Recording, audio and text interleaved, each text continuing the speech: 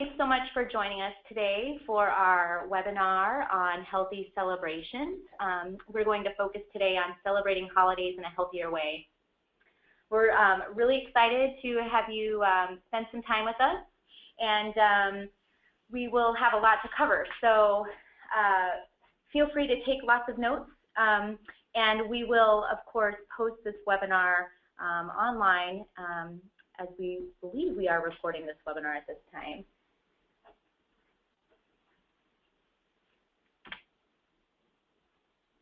So today we are going to, the webinar should run for about 1 hour. Again, we are recording the webinar and we'll make this available online. And at the end of the webinar, we will have a survey, and we will just ask that you take, a minute or so to complete the survey. Additionally, we have clock hours available to everyone who is in need of clock hours. So once the webinar is completed, tomorrow we will send out an evaluation form from ISD, which is required in order to receive your clock hours. So once the evaluation is sent, you can fill that out and fax it or email back, and that information will be included in the email. And then once that's received, we will send the documentation so you can record your clock hour. Additionally, we'll have some time set aside for with the last 10 minutes for question and answers. And so the way you can ask your questions is through the chat feature you should see on your screen towards the, I believe it's the right-hand side. So you just click that little chat button and then ask away. We'll also have a handful of what we call poll questions, and those questions are just to get a sense of who you are and where you're at with the specific topic in regards to your schools. My name is Christy Cox. I am with the Healthy Schools campaign. I'm the training and program manager. I run the Fit to Learn program, which is something we'll touch on here in a bit. And then we're also excited to have Allison Polk from the Chicago Office of Student Health and Wellness, and she'll be joining us to speak from the CPS end and share information on wellness policies and strategies that they have in place at their main office. And she's a great resource to contact if you have any questions, and we'll share contact information at the end of the webinar. All right, so without further ado, again, my name is Christy Cox, Training and Program Manager for Healthy Schools campaign.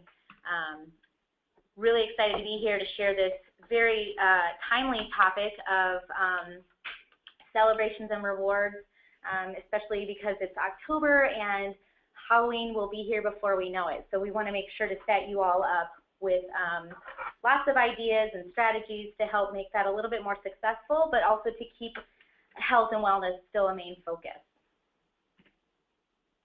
Before we get started, I want to share a little bit of information about the organization I work for, Healthy Schools campaign.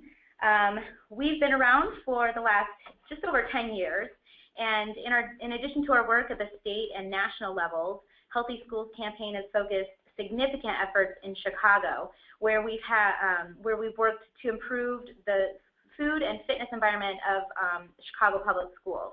Our programs focus on identifying and supporting agents of change, specifically parents, teachers, students, principals, and school nurses, and helping them make changes at their schools and in the district.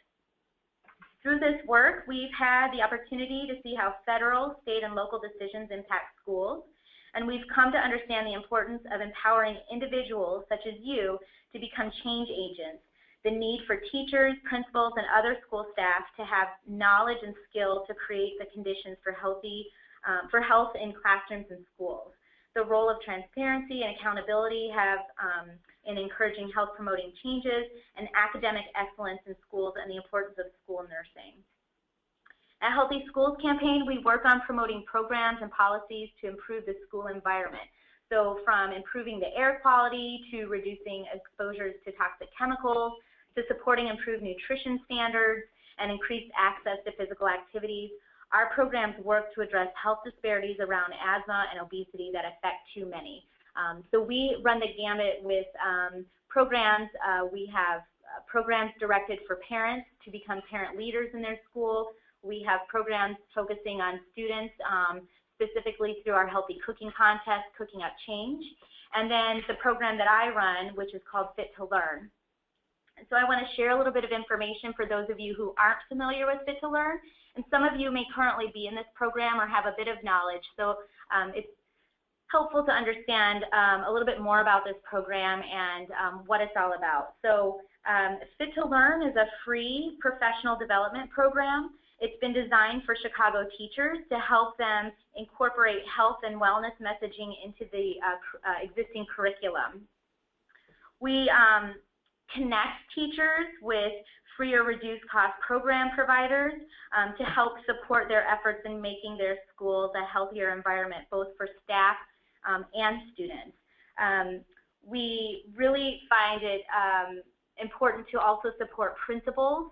We heard a lot of feedback from teachers who were early on in the program. A lot of teachers found that they wanted to make a lot of changes at their school around health and wellness, but had a lot of challenges getting their administration on board. So we created a program called Fit to Learn Principals with the idea of helping them understand why this is so important, and found that that actually improved relations in the school as far as working collaboratively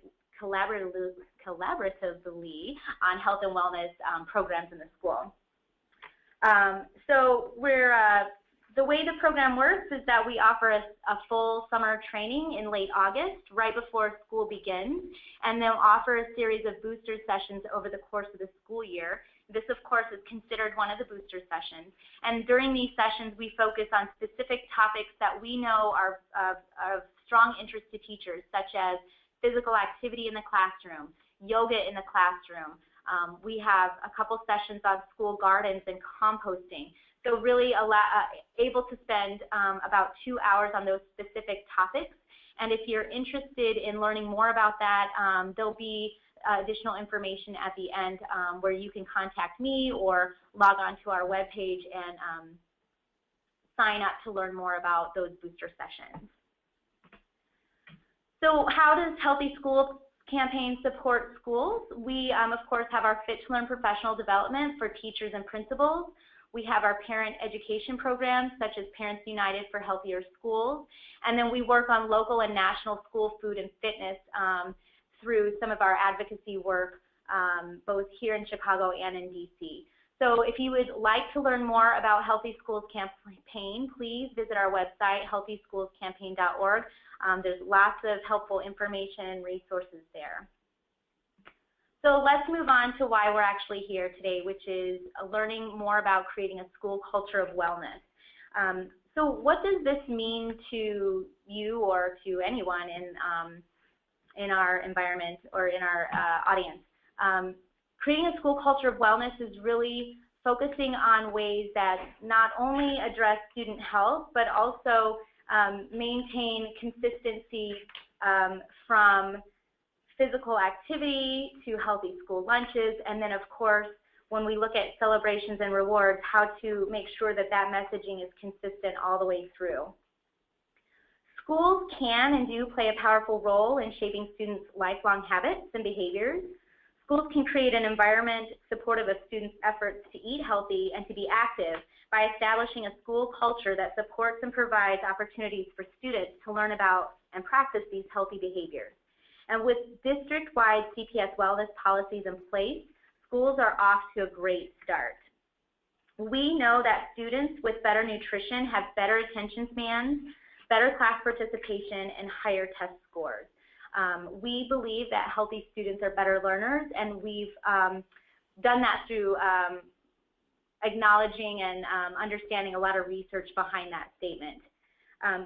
It's really important that you're not fooled by an overweight child. Many children are under or malnourished simply because the foods they eat are lacking nutrients and vitamins to help these kids stay healthy. They tend to be more susceptible to chronic illness such as asthma, diabetes, heart disease, and additionally, school nurses regularly report on children who are sent to the office for stomach aches and then are typically able to connect it to a child being hungry because they've not had breakfast.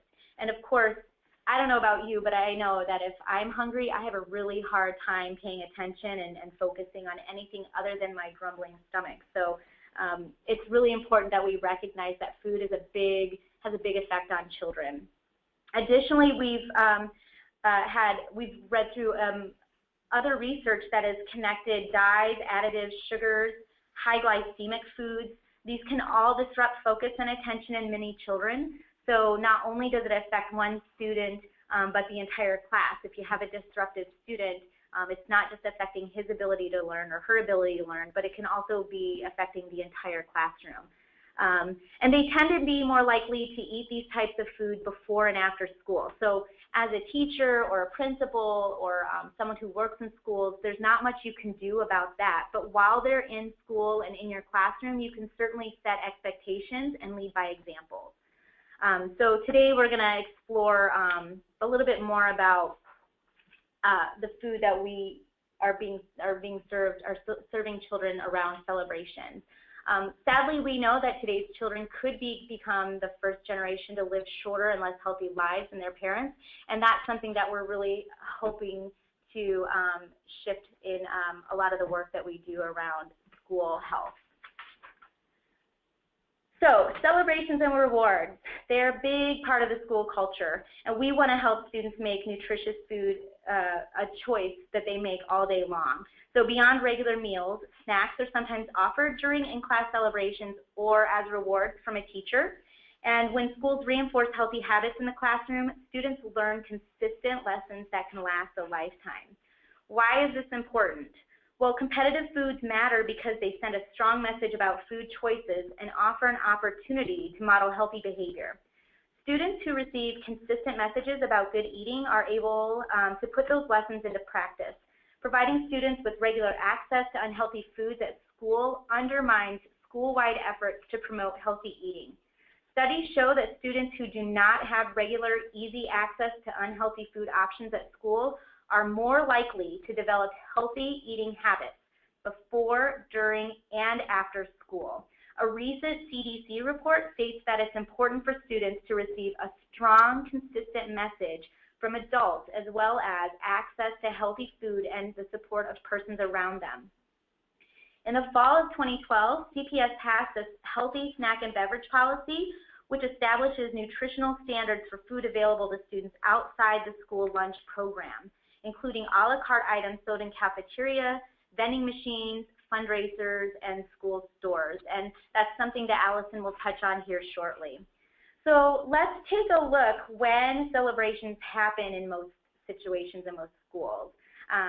Birthdays, of course, are a big deal for a lot of kids. I know when I was a kid, we were always excited to celebrate our birthdays, and we tended to use, a lot of cakes or cupcakes to celebrate that, but we also moved a little bit more than a lot of kids do nowadays.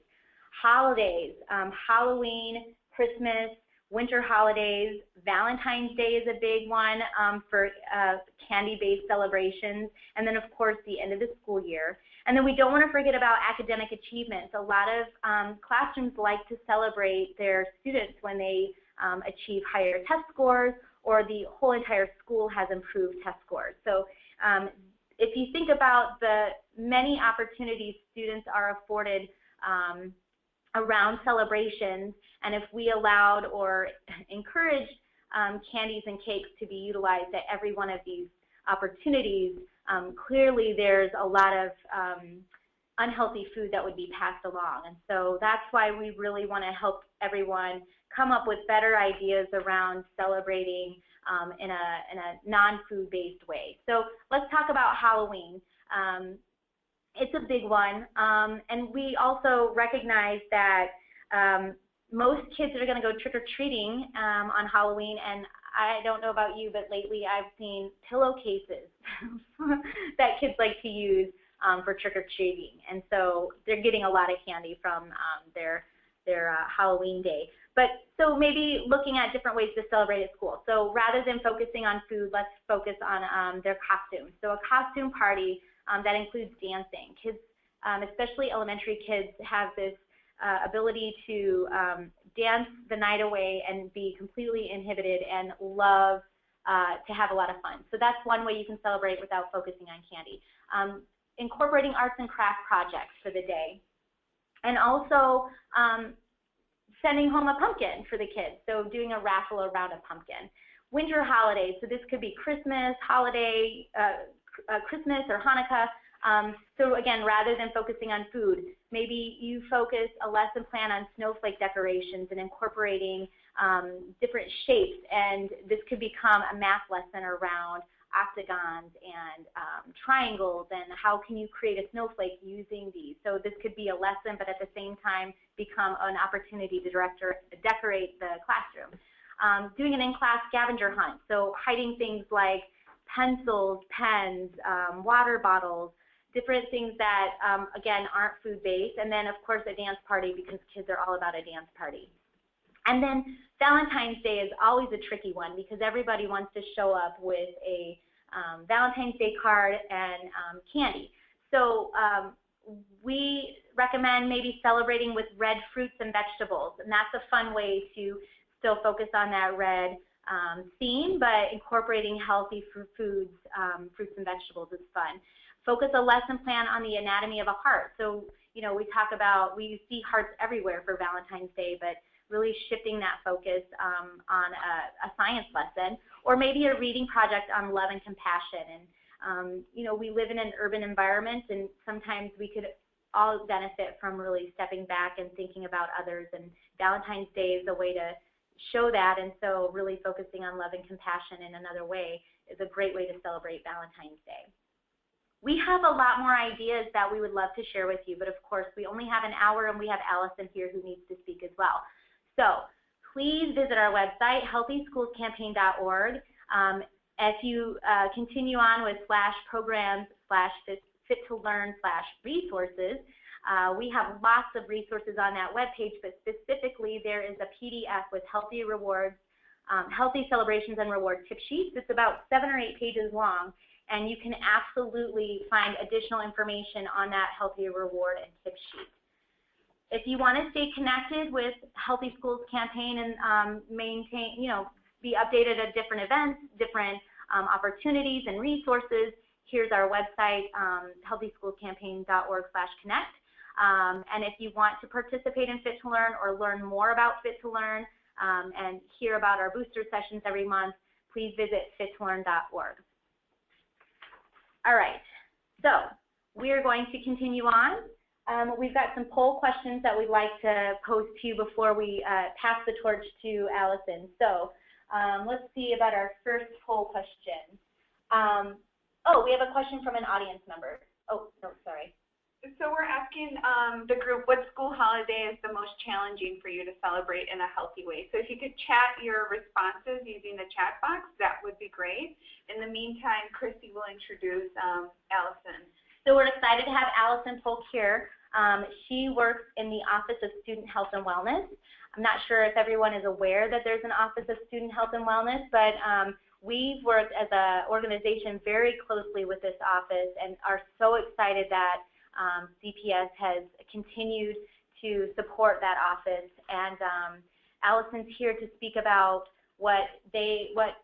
how they support you in your efforts in maintaining a healthy school environment. Thank you, Christy. As she said, my name is Allison. I'm a registered dietitian sitting in the Office of Student Health and Wellness, as well as the Office of Nutrition Support Services. So today we're really going to be focusing kind of a continuation on what Christy was saying, really focusing on the healthy reward celebrations, and I'll touch on fundraisers a little bit. So a bit of background, the Office of Student Health and Wellness and Nutrition Support Services really oversee these policies. And I, again, work in both offices. There's a lot of overlap in both of them, as you might imagine. So the policies that the Office of Student Health and Wellness oversees are the local school wellness policy, the healthy snack and beverage policy, the physical education policy, and then we also oversee the chronic disease policies, so diabetes, food allergy, all of those. And the one that most likely, or most often overlaps with our local school wellness policy and our healthy snack and beverage policy is our allergy policy. So the first thing that I'm going to be focusing or touching on today is rewards. So again, the policies that exist around rewards are the local school wellness policy and the healthy snack and beverage policy. The wellness policy really focuses on physical activity and making sure that teachers are using physical activity as a reward for good behaviors rather than a punishment. So keeping those good associations with PE and physical activity. And then our healthy snack and beverage policy focuses on food and making sure that staff is using food or not using food as a reward or a punishment. So really both of these, physical activity and food, should not be used as a reward or a punishment, but just as the part of, with PE as part of the curriculum, and with food, keeping those neutral associations with food so that students aren't distracted. Healthy students are better learners, so we want to make sure that they get those nutritious foods, as Christy talked about before, so that they're able to learn. And there's also been a lot of research around physical activity, and the more physical activity a student gets, the more focused they are, better learners. Really going back to our mission statements, really trying to remove those health-related barriers. So why support healthy rewards? So really, again, talking about those healthy environment and health-related barriers, trying to focus more on fun, not food. So the more food that's used as a reward, the more distractions there are, whether it's whether they're hungry or whether they're not eating all day because they know that they're going to get cupcakes at the end of the day. And again, touching back on what Christy stated, attendance rates are a big thing. So any of these outside foods or candies, anything like that that's brought in can kind of exacerbate any chronic disease that may happen in the students, as well as allergic reactions. So that kind of loops back our allergy policy too. A student brings in, or you have Reese's peanut butter cups as a reward, and a student gets a question right, they eat the peanut butter cup, they have a peanut allergy that was unknown before. So trying to keep the students in the classroom as much as possible and focused and focusing on the nutritious foods. And then again, the PE and the recess, trying to stay away from recess and physical activity, trying to stay away from using those as a punishment and making it more of a positive association with those. So next is celebrations. I stated this before, trying to focus on fun rather than food. So most oftentimes we see celebrations like birthday parties, holidays, classroom celebrations, attendance days where, certain classrooms, they get, everyone had perfect attendance for the month, they get a nice little celebration, trying to celebrate those in a way that focuses on fun rather than food. So whether it's the students get to listen to music while they work on a project, or they get extra recess, or they get to go outside at the end of the day for a few minutes and play. They get to work in groups when they wouldn't have the opportunity to do that. So really trying to focus on fun rather than food. So why support healthy celebrations? This gets back to our healthy environment. So really trying to create that healthy environment in the school makes learning easier for the students, removes all those health-related barriers, and making sure that these associations with healthy foods and healthy things are created early in life. So those young students, really trying to get them to associate their birthdays with fun rather than food.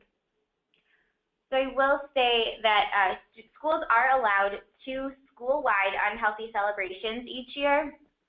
Again, these must be school-wide, so not in the classroom, but like an all-school field day or, you know, a winter celebration before winter break. Those are allowed, and if your school does identify those, they should be submitted to the Office of Student Health and Wellness. The email address is studentwellness@cps.edu. So just so that we're all on the same page with those. And at those unhealthy celebrations, we want to make sure that no food is offered or sold in place of the school meal. That is a USDA policy. And then any food that's brought in does have an ingredient label on it. So no home-baked goods or foods from home served to a group of students. And that kind of loops in our allergy policy as well. So fundraisers is next. And I really wanted to focus on fundraisers because now I know is the big time for those like taffy apple sales and popcorn sales and whatever, cookie dough, and I don't even know what else is being sold. And we want to make sure that there is opportunity, you guys know that there is opportunity for healthy fundraisers that can yield high profits. So we've seen schools do skate-a-thons, Zumba night, a movie night where they're able to sell, you know, popcorn and juice and have a movie play. You know, it really brings the community together as well. So fundraisers must adhere to USDA guidelines for food sales that are during the school day. So the school day is defined as midnight until 30 minutes after the last school bell. So for elementary schools, there is no food fundraising during the school day allowed. And then in high school, it can't conflict with meal period. So this can't be, you know, anything sold in competition with the school meal. So for more information on healthy fundraising and for some more ideas, the Office of Student Health and Wellness Knowledge Center page has a bunch of great resources. So food fundraisers must meet nutritional criteria that's stated in the Healthy Snack and Beverage Policy that can also be found on the Knowledge Center. And these are during the school day. So like in high schools, they must meet this criteria. And food sold to students 30 minutes after dismissal do not have to meet nutrition criteria. So this is where those taffy apple sales or popcorn sales, food that's going home, those are allowed. Any fundraising exemptions would be field trips, weekend events, sporting events, and then whenever the audience is mostly non-students, so report card pickup days or parent-teacher conferences, those days that would be allowed. So I just had some more ideas to kind of play off of what Christy said earlier, celebration ideas. So for Halloween, she said, you know, send the kids home with a pumpkin.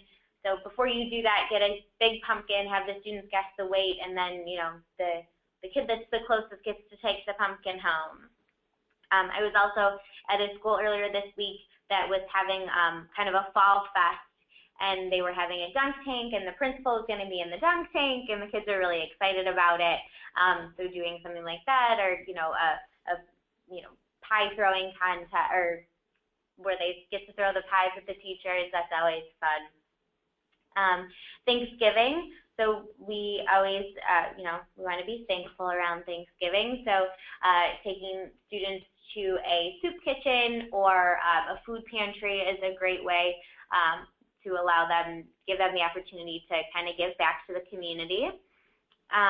Healthy testing. So I know Christy talked about testing, but getting that blood flowing, getting their brains pumping. Playing fitness bingo between testing sessions. So, you know, there's jumping jacks in one and arm circles in another. So kind of trying to get the students up and incorporating that physical activity.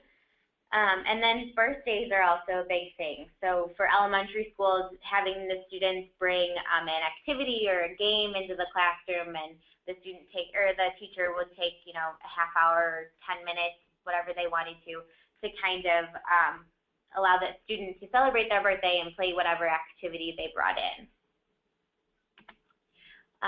So from some rewards and incentive ideas, allowing, for elementary school, allowing a game day where students can pick some educational games, so whether it's, you know, a Jeopardy or the fly swatter game. I don't know if they even still do that in the schools. But having the opportunity to take care of a class pet or a class plant if pets are not allowed. Choosing class activities for the day, and extended recess. Kids always want to have more recess, so giving them that time to run around, get some energy out, and then they'll be nice and focused when they get back to the classroom. And then some ideas for high schools, out of uniform day, giving them the opportunity to either earn or win pens, pencils, USB drives, earbuds, or headphones. Those are always big.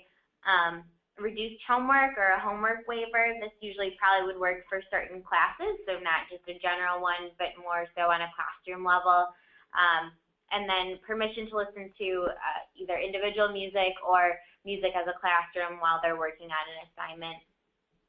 Those are always good ways to kind of give back to the students and let them know that you appreciate their good behavior and kind of incentivize them to behave, continue to behave, I guess. The last thing that I wanted to touch on was a new initiative that's coming out of the Office of Student Health and Wellness, which is the Healthy CPS Indicator, which will appear on your school progress report on the public-facing website. So that lower image that has the green apple. So either now your school will have a green apple or a red stop sign, and that's going to be changing this school year. That image where it has the coming soon arrow, that will be on the page, and then from then on, the Healthy CPS logo will be on there. This is just a way for us to streamline our policies and show that to the public. So really the thing that's one of the things that's really focused on in this indicator is wellness teams and making sure that your school has a wellness team, and administrators should be getting a checklist or a survey to complete to nominate health champions and wellness champions this year. So really finding out who those people are and using them is a really good resource to make sure that your school becomes Healthy CPS. So, great. So at this time, we can take your questions. You should utilize the chat box that you see on your screen to shoot us some questions. We've already had a couple questions come in while we've been in the middle of our presentation, and so I'm hopeful that Allison can help us answer these questions. The first thing that came up was, could you give them a little bit more information on what a wellness team is, and then also define what a wellness champion is? Sure. So the wellness champion and the health champion are really going to be the two resources that will help you achieve Healthy CPS. So I'm going to go back to that slide. So I don't know if you can see those little orange tags under each of the badges. There's 4 of them. There's a chronic disease, instruction, learn well, and then health services. So the health champion will really be the person that's coordinating those, the chronic disease badge and the health services badge. So these include our health, vision, hearing, and dental services, as well as our allergy policies. So the EpiPens, AED, CPR certifications, things like that. And then instruction and learn well really focus on health ed, sex ed, PE, and then our healthy second beverage, school gardens, those kinds of things. So the health champion and the wellness champion will work really closely together on all of those policies to make sure all of those criteria are met. But they convene wellness teams within the school. So really staff members that are champions for wellness. So anyone that's really, in their personal life, if they really like, to be physically active or have a background in health or wellness or anything like that, getting those people on your wellness team to kind of be the biggest advocate to get your school healthy CPS certified. So a wellness team essentially consists of various people at your school. Could be a teacher, could be an administrator, could also be anybody who works in the school building. Yep. And so their main focus is to help identify ways to make the school a little bit more healthy. Yes.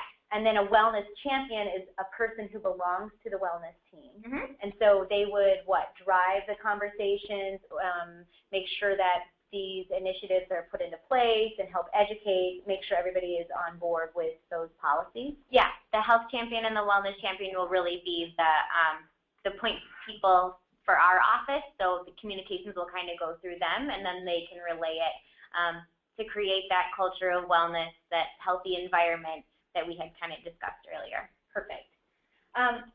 We had somebody ask a little bit if you could share a little bit more about the wellness policy. If you could just give a general overview of what that entails and how does that affect. So if you're a teacher and you want to know more about the wellness policy, can you give them a little bit more information on the wellness policy and if there's a way for them to actually see it or review it? Mm-hmm. Yeah, the local school wellness policy, the healthy snack and beverage policy, and the PE policy are all posted on the Knowledge Center. So I believe if you just search like local school wellness policy, you'll get something that pops up that you would be able to review the actual policy. But the policy really consists of school wellness teams and staff wellness. So going back to what we just said, school food, so guidelines around school food, making sure that we're serving the most nutritious food to the students, nutrition ed, PE, physical activity, recess, and then rewards and punishment. So this really focuses on not using food or physical activity as a reward or punishment, keeping that neutral association with those things. But if you have any questions about the wellness policies, you can always contact our office.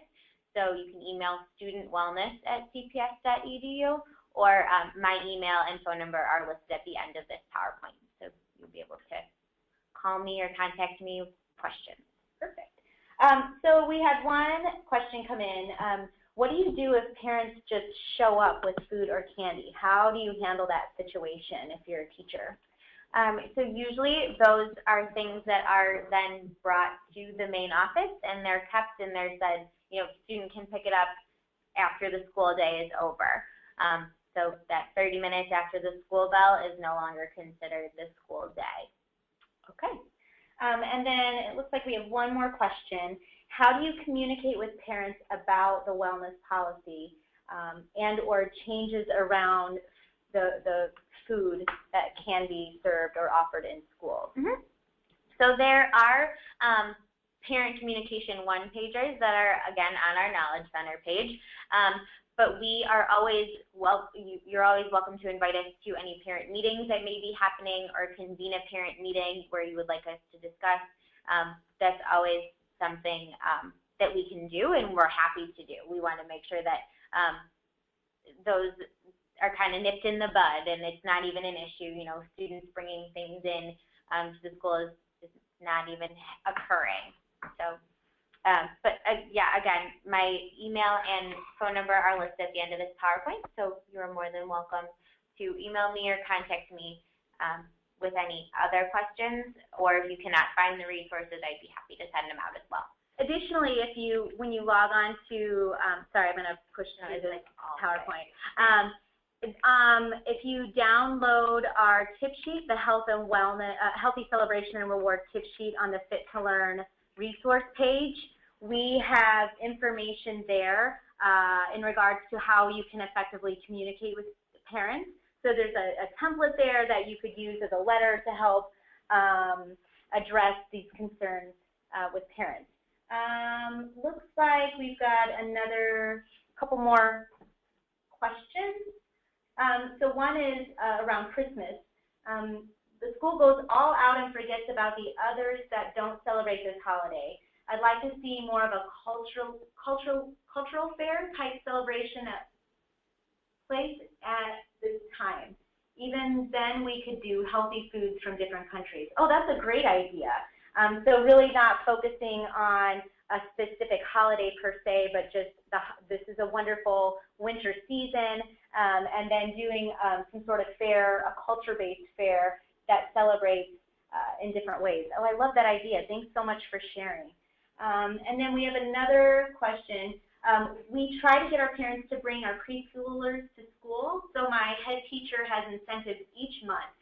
She used to ice cream sundaes, nachos. What suggestions can I give her? Oh, that's a great question. Do you want to take that, Allison? Sure, yeah. Again, trying to get away from those monthly or weekly celebrations that may be happening. So hosting, every Friday there's a time that you guys have a dance party in the classroom or something like that, they would be able to come and celebrate that way rather than celebrating with food. And again, those things should not be served in competition with the meal program if the students are eating. And you can always refer her to our office for some more ideas, refer to our Knowledge Center or the Fit to Learn page that also has a lot more resources on it. But we are happy to squash any confusion that may be happening. And is there, Allison, is there any sort of catering that's offered through CPS at this time that maybe a parent could explore in that way versus bringing in outside food? Sure. So Earmark actually offers fruit plates and kind of fruit and cheese plates that are able to be offered in the classroom, so parents can purchase those to celebrate birthdays and things like that. And we're actually working to expand that a little bit. So if you're interested or you have parents interested in purchasing something like that, I would say to email food@cps.edu, just FOOD@cps.edu, and we can put you in touch with the right Aramark people to get that into the classrooms or get that to the parents. That's such a great idea because I know a lot of busy parents, it's the easiest thing is to run into a grocery store and grab a container of a dozen cupcakes, but how wonderful it is. You could just order ahead of time and then have it delivered directly to the school. So not only is it making it easier on you, but then you're also guaranteed to get something that's more healthy, a healthier option than cupcakes. And safe. And safe, there you go. So thank you so much for spending your afternoon with us. We really appreciate it. Hope that you found this webinar informative and helpful. Again, there'll be a survey once we're all done here that we would appreciate you could fill out so we can make sure to address any questions or concerns. If you have additional questions, you could certainly email either Allison or myself, and we'll work hard to get that information out to you. Otherwise, we just say thanks again. Enjoy the rest of this beautiful day, and hope you are able to celebrate in a more healthy way. Thanks so much.